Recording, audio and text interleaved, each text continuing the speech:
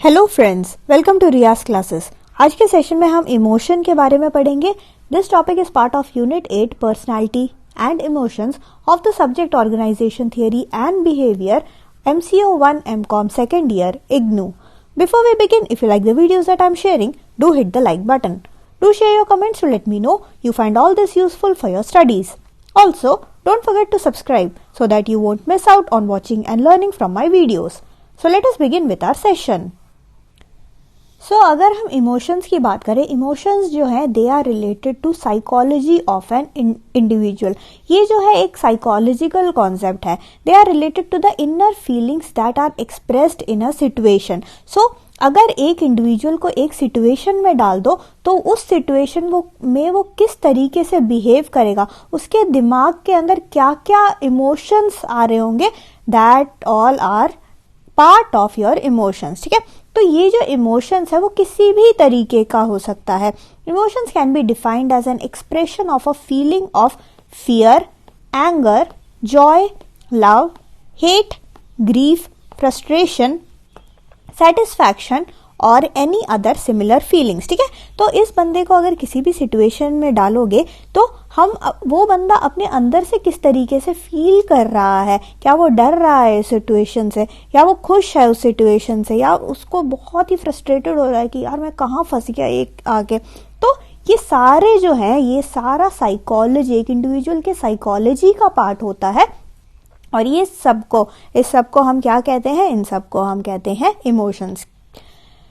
इसके बाद इमोशन जो होता है, अब इंडिविजुअल का हमें जानना बहुत ज़रूरी है, क्योंकि इंडिविजुअल्स ही हमारे ऑर्गेनाइजेशन में एज एन एम्प्लॉय काम कर रहा है। Being a part of an organization, हमारा जो एम्प्लॉय है वो एम्प्लॉय किस तरीके से फील कर रहा है जब हम उसे कोई टास्क दे, क्या वो खुशी खुशी कर रहा है या उसको लग रहा है यार ये क्या दे दिया मेरे को बॉस ने, बॉस भी पागल हो गया है। तो वो पॉजिटिवली उसको ले रहा है या वो गुस्से से वो काम कर रहा है, ये एक मैनेजर को जानना बहुत ही ज़्यादा ज़रूरी है। क्योंकि अगर एक बंदा कोई भी चीज़ गुस्से से या फ्रस्ट्रेशन से करेगा तो उसका जो प्रोडक्टिविटी है, आपको मिनिमम प्रोडक्टिविटी मिलेगा। यानी कि अगर आपने आउटपुट उसके सामने कहा है कि 25 यूनिट्स प्रोड्यूस करने, तो ठीक है, वो गुस्से में जैसे भी तैसे भी वो 25 कर देगा। पर अगर कोई बंदे को आप दोगे, अगर वो खुशी खुशी काम करने वाला, उसको ये काम करना बहुत अच्छा लगता है और काम देते ही वो एक्साइटेड हो गया, अरे वाह ये काम मिला है, चलो आज इसको करते हैं। तो पॉजिटिव एटीट्यूड से ये भी हो सकता है कि 25 की जगह वो जो है 28 यूनिट भी प्रोड्यूस कर ले। तो कहने का मतलब ये है, टास्क जो है एफिशिएंटली पूरा कंप्लीट करना, वो जो है एक बंदे के मूड पे डिपेंड करता है, बंदे के इमोशन पे भी डिपेंड करता है। तो एक मैनेजर के व्यू पॉइंट से अगर हम देखें तो एक एम्प्लॉय का जो इमोशन है वो जानना भी जो है बहुत ही ज़्यादा ज़रूरी है एक मैनेजर के लिए, for the benefit of our organization. Plus emotion से हम क्या कर सकते हैं, इमोशन से हम लोगों को मोटिवेट भी कर सकते हैं। हमें पता लग जाएगा भाई इस बंदे को, ये बंदा जो है, अगर मैं इसको पैसे का लालच दूं तो ये बंदा खुशी खुशी वो काम करेगा, क्योंकि उसको पता है कि काम करने के बाद उसको पैसा मिलेगा। तो इससे जो है हमें उसका बंदे का पता भी लगता है कि साइकोलॉजी किस तरीके से चल रही है, हमारे जो एम्प्लॉय है उसके दिमाग में जो है किस तरीके से काम चल रहा है, और उस हिसाब से हम उसको क्या कर सकते हैं, हम मोटिवेट भी कर सकते हैं। At the end of the day हमें उस बंदे से टास्क करवाना है। Being a part of an organization, we have to make him do all the task जो कि हमारे ऑर्गेनाइजेशन का जो गोल है उसको अचीव करने के लिए बहुत ही ज़्यादा नेसेसरी है। हमने इमोशन तो देख लिया कि इमोशन होता क्या है, इमोशन जो है जानना भी बहुत ज़रूरी है एक मैनेजर के लिए। बट अब इसका हम देखेंगे नेक्स्ट कि इसका एप्लीकेशंस क्या क्या है। ठीक है, इमोशंस को जान के हम लोग जो है कहाँ कहाँ उसको अप्लाई कर सकते हैं। Emotions are important determinants of employee behaviour in an organization, ये तो हम समझ गए। Managers use this knowledge of emotion for directing their subordinates in an effective manner and achieving the organizational objective. तो ऑर्गेनाइजेशन, जो हमारा ऑर्गेनाइजेशन ने अपने लिए कोई गोल्स बना रखे होते हैं ना, ऑर्गेनाइजेशन के गोल्स होते हैं, ऑर्गेनाइजेशन का मिशन होता है, ऑर्गेनाइजेशन का विजन होता है, ये सब अचीव करने के लिए आप क्या करते हो, टास्क करवाते हो एम्प्लॉय से। ठीक है, तो application of all this emotion, यानी कि ये जो इमोशन है इसको समझ के जो है हम क्या करवा सकते हैं, अपने ऑर्गेनाइजेशनल ऑब्जेक्टिव को इफेक्टिवली एफिशिएंट तरीके से अचीव कर सकते हैं, अगर हम जो है हम समझ जाए कि साइकोलॉजी क्या है हमारे एम्प्लॉयज की। तो अब हम आगे जो है कुछ एप्लीकेशंस देखेंगे। सबसे पहला एप्लीकेशन ऑफ इमोशन है एम्प्लॉय सिलेक्शन। ठीक है, अब एम्प्लॉय सिलेक्शन में organizations generally look for the people who possess the ability to cope with others. तो एक ऑर्गेनाइजेशन अगर अपने व्यू पॉइंट से देखे तो एक ऑर्गेनाइजेशन को ऐसे लोग चाहिए जो कि टीम वगैरह में काम कर सके। तो टीम में अगर काम करना होगा इंडिविजुअल्स को अगर टीम में काम करना होगा तो they should be able to cope well with each other. ठीक है, ऐसे इंडिविजुअल्स को वो सेलेक्ट करेगा कि मेरा जो एम्प्लॉय जिसको मैं सेलेक्ट करूं वो दूसरे एम्प्लॉयज के साथ एकदम अच्छी तरीके से वो काम करे, अच्छी तरीके से बात करे, अच्छी तरीके से कम्युनिकेट करे। ठीक है, और जो भी टास्क दिया जा रहा हो उसको चुपचाप वो कंप्लीट करे। Working with the group and other interpersonal attraction are becoming popular in the organization.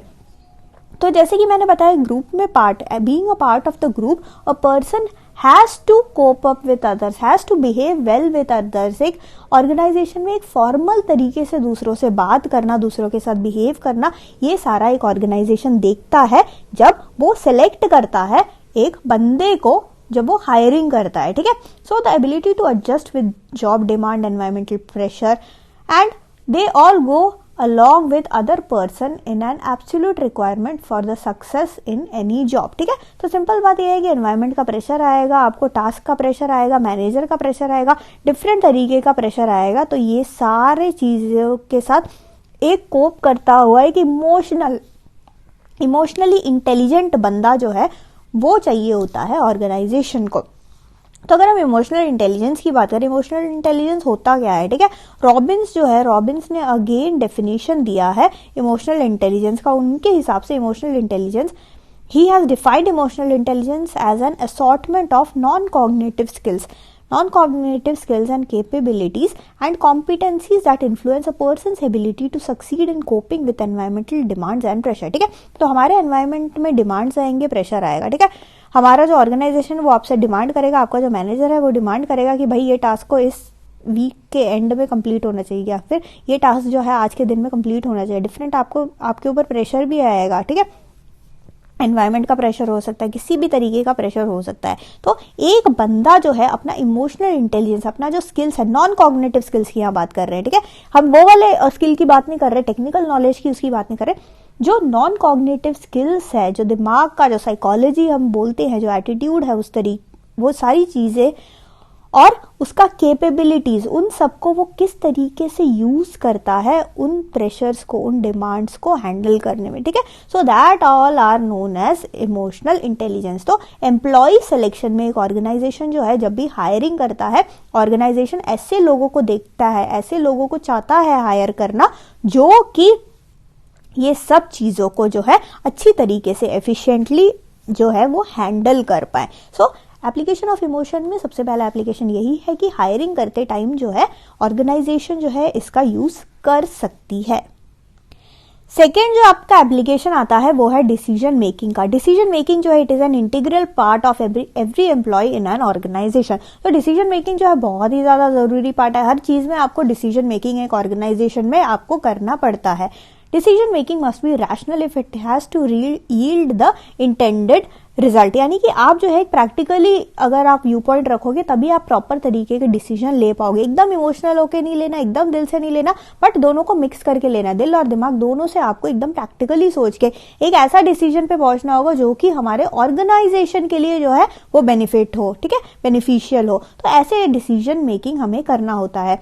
तो अगर यहाँ पे इमोशन यहाँ पे कहाँ आता है? अगर एक बंदा जो है, एक बंदे का जो अगर एक बंदे की अगर हम बात करें, अगर एक बंदा पॉजिटिव इमोशन का होगा तो वो जो है डिसीजन मेकिंग भी, अगर एक पॉजिटिव फ्रेमवर्क में कोई बंदा होता है तो वो पॉजिटिव तरीके से क्विकली जो है डिसीजन मेकिंग कर पाता है।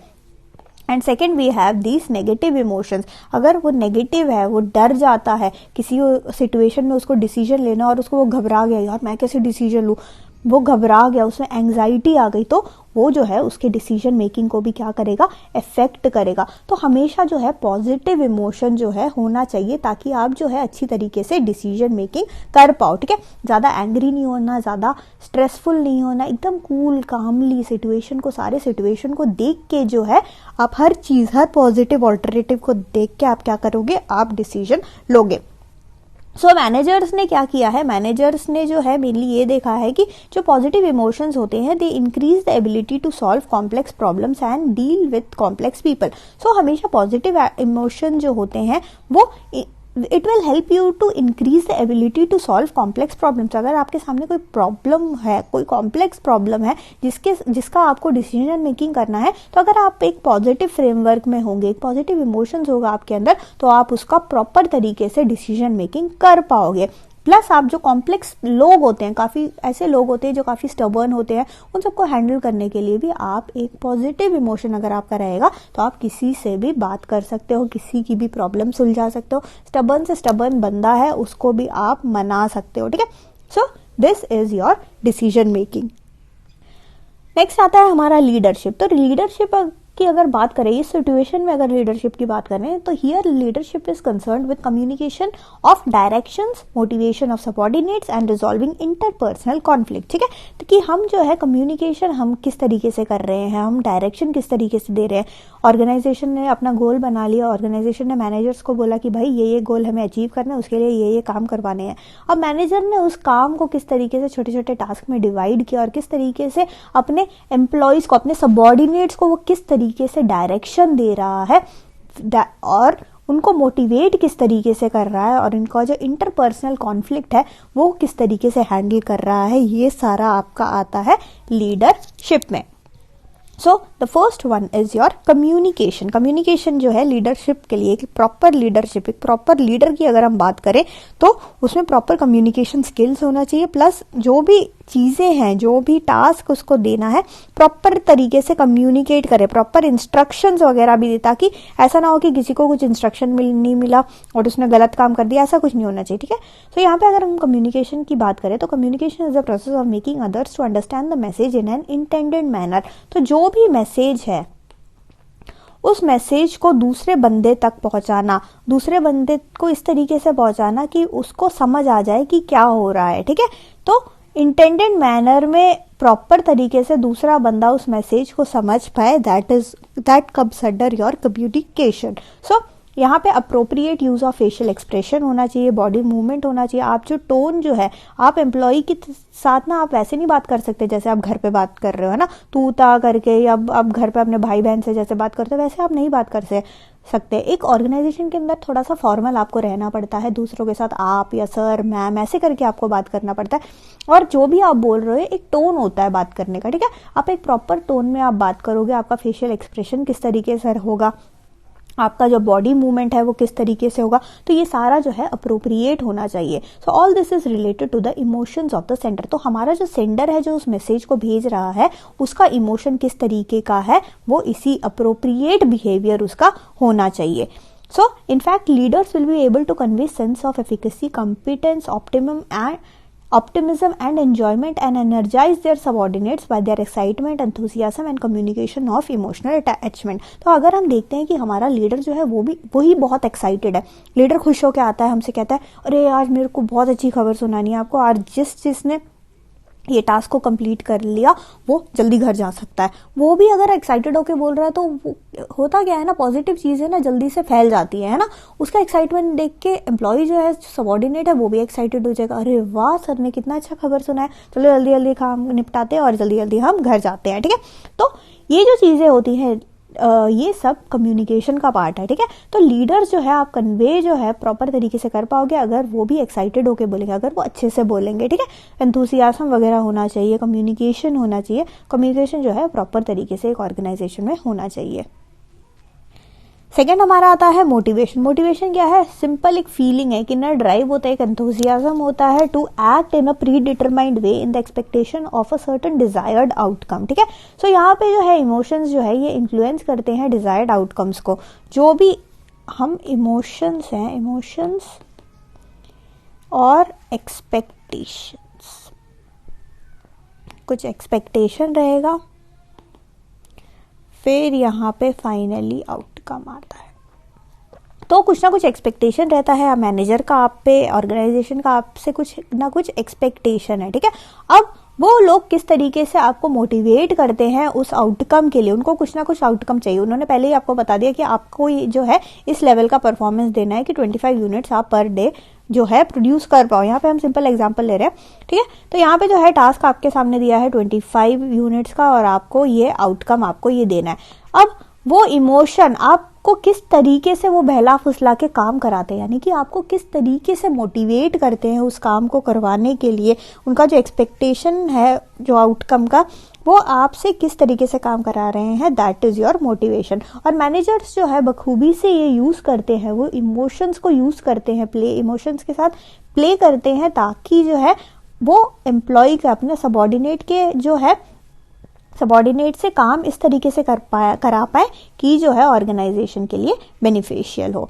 लास्ट आता है हमारा क्या, इंटरपर्सनल कॉन्फ्लिक्ट। इंटरपर्सनल कॉन्फ्लिक्ट क्या होता है, अगर देखो कम्युनिकेशन में जब मैसेज सेंड होता है सेंडर से रिसीवर तक, अगर उसमें किसी भी तरीके का डिस्टॉर्शन आ गया और अंडरस्टैंडिंग में डिफरेंस आ गया, इस बंदे ने कुछ बोला पर दूसरे बंदे को समझ कुछ आया, तो उससे लड़ाई झगड़े भी हो सकते हैं। So misunderstanding of communication is a situation of emotions that lead to conflict, ठीक है। तो कॉन्फ्लिक्ट कब होगा आपका, कॉन्फ्लिक्ट आपका तब होगा जब कभी ना कभी मिसअंडरस्टैंडिंग होगा of communication. So emotions are interwoven in the conflicts, however these emotions do not appear outside in a situation of conflict. तो मैनेजर को जो है यहाँ पे एड्रेस करना पड़ेगा सिचुएशन को कि भाई हो क्या रहा है, अब मैनेजर को सुलटाना पड़ेगा, ठीक है। जब भी कोई ऐसे इंटरपर्सनल कॉन्फ्लिक्ट आता है, मैनेजर को बीच में आके सबॉर्डिनेट्स के बीच में अगर उसको हार्मनी चाहिए, ऑब्वियसली सबॉर्डिनेट के बीच में हार्मनी चाहेगा ना मैनेजर, क्योंकि मैनेजर को तो एज ए टीम हम सबसे काम करवाना है।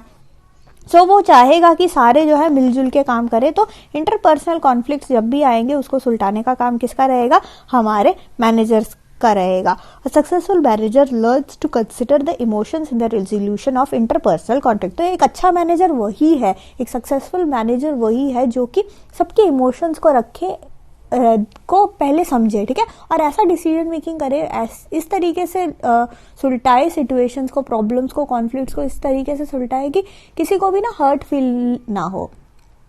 द नेक्स्ट वन क्या है, next one is management of change.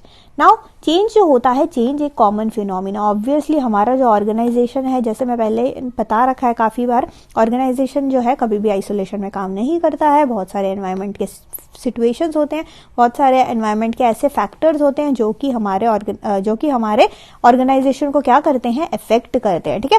तो चेंज जो है, हमारा ऑर्गेनाइजेशन इवॉल्व होता रहता है चेंज से, ठीक है। कभी टेक्नोलॉजी चेंज हो गया बाहर का, तो हमारा ऑर्गेनाइजेशन भी टेक्नोलॉजी को, अपने करंट टेक्नोलॉजी को अपग्रेड करता है। तो चेंज जो है हमेशा होता ही रहता है, चेंज जो एक कॉमन फिनोमिना। अब मैनेजमेंट ऑफ चेंज, यहाँ पे हम चेंज को मैनेज करना है। कभी कभार चेंज आता है तो एम्प्लॉय जो है रेजिस्ट करता है, ठीक है। एम्प्लॉय जब रेजिस्ट करता है, रेजिस्ट क्यों करता है, उसको लगता है यार ये क्यों हम चेंज कर रहे हैं, हम अच्छा खासा तो सही कर रहे थे, अच्छा खासा जैसे हमारा मैनुअल काम हो रहा था, अब हम डिजिटल क्यों जा रहे हैं। सो यहाँ पे एम्प्लॉयज जो होता है, दे चेंज, एम्प्लॉयज जो होता है, employees resist change due to vagueness in their goals. यहाँ पे एम्प्लॉयज है, ये स्पेलिंग गलत हो गया। एम्प्लॉयज जो होते हैं, एम्प्लॉयज चेंज, एम्प्लॉयज जो चेंज है, चेंज नहीं है यहाँ पे, रेजिस्ट चेंज। एम्प्लॉयज जो है रेजिस्ट करते हैं चेंज को due to vagueness in their goals. उन्हें लगता है कि यार क्यों हम चेंज हो रहे हैं, अच्छा खासा चल रहा था हमारा। दस emotional attachment is the goal that elites positive attitude towards change. Manager elicit positive response to change by the evocation, framing and mobilization of emotion। तो यहाँ पे अगर चेंज एक सिचुएशन है और उस सिचुएशन में मैनेजर क्या कर सकता है, मैनेजर जो है एक अच्छी तरीके से उनको समझा के, उनका जो है इमोशंस की कदर करके, प्रॉपर तरीके से अगर आप पॉजिटिव एटीट्यूड के साथ किसी को समझाओगे तो ऑब्वियसली वो बंदा समझ भी जाता है। Proper linking of emotions with the change is necessary for bringing down the resistance to change. तो प्रॉपर आप उनका भी समझोगे, उनको सुनोगे कि वो एम्प्लॉय क्या कहना चाहता है, एम्प्लॉय क्यों नहीं चेंज होना चाहता, उसका सुनोगे, फिर आप अपना पॉइंट रखो कि भाई अगर हम चेंज होंगे तो हमें प्रॉफिट ज़्यादा मिलेगा, हम आपको ऑर्गेनाइजेशन आपको सैलरी भी ज़्यादा देगा, आपको बोनस भी मिलेगा, आपको घूमने फिरने का मौका मिलेगा। तो ये सब सुन के एम्प्लॉय भी सोचेगा अरे यार ये तो सही चीज़ है, घूमने फिरने का मौका मिलेगा, ज़्यादा लीव्स मिलेंगे, मेरे को ज़्यादा benefit eight the end of the day मेरा ही है। तो अगर आप इस तरीके से प्रॉपर तरीके से उनका इमोशंस भी उनका भी सुनोगे, अपना भी बता के ठीक से समझाओगे तो सब कुछ समझ जाएंगे। और जब भी चेंज आएगा आप चेंज को जो है चेंज के सिचुएशन में आप जो है सक्सेसफुल हो पाओगे। ठीक है, एम्प्लॉय जो है फिर आपका रेजिस्ट नहीं करेगा। Next one is deviant workplace behavior. So emotions influence the mood and consequently employees engage in involuntary actions of deviation of norms, rules, authority and cause damage to the property of the organization. तो emotions होते हैं, emotion जो है positive भी हो सकते हैं, negative भी हो सकते हैं। अगर वो नेगेटिव हो गए तो वो जो है हमारे ऑर्गेनाइजेशन के लिए बुरा है। ठीक है, हमारे ऑर्गेनाइजेशन के गोल्स वगैरह अचीव करने में हमें मदद नहीं कर पाएंगे। सो यहाँ पे ignoring the presence of the boss is also one of the ways of employ deviation. तो एम्प्लॉय क्या करता है, कभी कभी जो है डिविएट करता है, वो अनदेखा कर देता है काफी सारे सिचुएशन को, वो ये भी भूल जाता है कभी कभार कि मेरा कोई बॉस भी है। ठीक है, so certain observe deviations are slow working. कभी कभी वो क्या करते हैं, उनको मजा नहीं आता, अच्छा नहीं लगता, तो वो धीरे धीरे काम करते हैं। ठीक है, सो स्लो वर्किंग जो हो गया, प्लस इसके अलावा सैबोटाज करते हैं, पॉलिटिक्स में ज़्यादा करते हैं। ठीक है, एग्रेसिव बिहेवियर उनका रहता है। ये सारा जो है नेगेटिव चीज़ें हैं।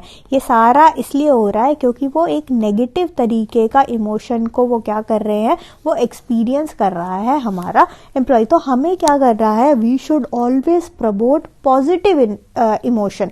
हमें हमेशा पॉजिटिव तरीके का जो इमोशन है उसको हमें ज़्यादा प्रमोट करना है, ना कि नेगेटिव इमोशन से। ठीक है, so these are all the applications of emotion. हमने क्या देखा, इमोशन जो है होता क्या है और इमोशन के डिफरेंट एप्लीकेशंस है क्या क्या। सो फाइनली हमने ये चैप्टर कंप्लीट कर लिया है। यूनिट 8 हम देख रहे थे पर्सनालिटी एंड इमोशंस। ठीक है, तो हमने पर्सनालिटी, नाम चैप्टर का नाम ही है पर्सनालिटी एंड इमोशन। तो पर्सनालिटी पहले होता क्या है वो हमने देखा है ना, पर्सनालिटी होता क्या है उसका डेफिनेशन हमने देखा, डिटर्मिनेंट्स क्या क्या है वो देखे, पर्सनालिटी के ट्रेट्स एंड टाइप्स। ठीक है, और इसके अलावा पर्सनालिटी के वेरियस थियरीज भी हमने देखे। थियरीज में कौन कौन से थियरीज हमने देखे, psycho analytical theory, self theory and social learning theory. ठीक है, सो 3 थियरीज हमने पढ़े, कौन कौन से, psycho analytical theory, self theory and social learning theory. उसके बाद हमने मॉडल्स ऑफ मैन देखा। फिर हमने देखा कि पर्सनालिटी जो है किस तरीके से, पर्सनालिटी के डिफरेंट एट्रीब्यूट्स होते हैं जो कि ऑर्गेनाइजेशनल बिहेवियर में एक एम्प्लॉय किस तरीके से बिहेव करता है उसको वो इन्फ्लुएंस करता है। इसके बाद हम आए इमोशन पे। इमोशन का टॉपिक हमने देखा, जिसमें हमने देखा कि इमोशन जो है वो होता क्या है भाई इमोशन। फिर हमने देखा कि एप्लीकेशन ऑफ इमोशन क्या है, एप्लीकेशंस ऑफ इमोशन के बारे में भी हमने पढ़ा। So we have finished this unit 8 which is personality and emotions. So thank you so much for watching. Like, share and subscribe to Riya's classes. Thank you and bye bye.